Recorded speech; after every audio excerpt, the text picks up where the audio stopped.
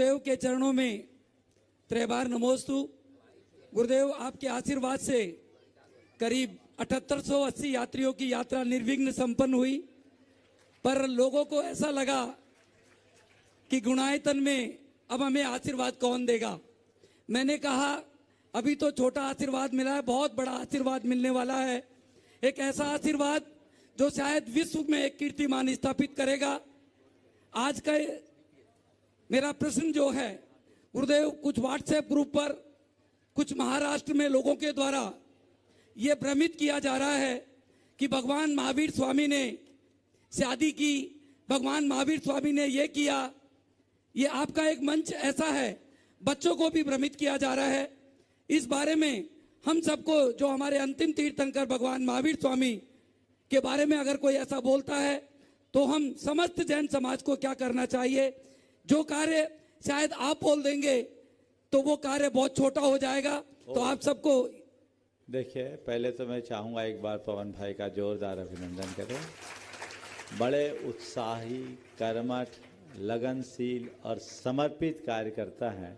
ये हर जिस काम को हाथ में लेते हैं उसे उसके चरम तक पहुंचाते हैं। इनकी ये यात्रा ऐसे ही निर्बाध चलते रहे, ऐसा मेरा आशीर्वाद। आपने जो सवाल उठाया है, देखिए भगवान महावीर के संदर्भ में दिगंबर परंपरा के अनुसार जो बात है उसके अनुसार वे बाल ब्रह्मचारी थे। उनके विवाह का प्रसंग उठा था, लेकिन उन्होंने उसे ठुकरा दिया था, विवाह नहीं हुआ था, और वो अपने माता पिता के इकलौती संतान थे। श्वेतांबर परंपरा के अनुसार उनका विवाह हुआ, उनके एक भाई भी थे और उनकी एक संतान भी हुई। तो ये अलग अलग परंपराओं में अलग अलग कथानक है। मेरा आप सबसे इस संदर्भ में एक ही कहना है, हमें भगवान महावीर से मतलब है, उनके प्रयोजन विवाह से नहीं। भगवान महावीर के महावीर बनने में उनके विवाह की कोई भूमिका नहीं। इस प्रकार के विषयों को उठाकर समाज में अनावश्यक तनाव उत्पन्न करना मुझे अच्छा नहीं लगता। लेकिन इतना जरूर कहता हूँ, कहीं भी यदि सरकारी स्तर पर इस तरह की कोई बात आए तो उन्हें दोनों प्रकार की जानकारी जरूर देनी चाहिए कि दिगंबर परंपरा के अनुसार विवाह नहीं हुआ, श्वेतांबर परंपरा के अनुसार हुआ।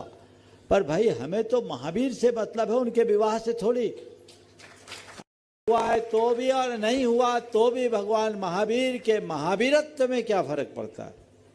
हमारे 24 तीर्थंकरों में 19 ने विवाह किया, उनकी संतानें हुई, उससे क्या फर्क पड़ गया? ये तो अपवाद स्वरूप भगवान महावीर का विवाह नहीं हुआ। लेकिन जब बात आती है कहीं उनको प्रस्तुत करने की, तो ये जरूर होना चाहिए कि दोनों परंपराओं का उल्लेख हो, इसलिए समाज जागरूक हो। मुझे जैसा जानकारी में आया है, शायद महाराष्ट्र सरकार के कोई अधिकृत विज्ञापन में ऐसी बात आई है। तो ये चीज़ें ठीक नहीं हैं, हमें उन तक संपर्क करके इसे संशोधित करना चाहिए और दोनों का उल्लेख करो या इसका उल्लेख ही मत करो। भगवान महावीर के विवाह का प्रसंग लिखने से क्या फायदा? कोई जरूरी तो नहीं है, उसके बिना भी काम हो सकता है। एक सकारात्मक दृष्टिकोण रखें और दोनों पक्ष इस मामले को ज़्यादा उछालने की जगह कोई रास्ता निकालें।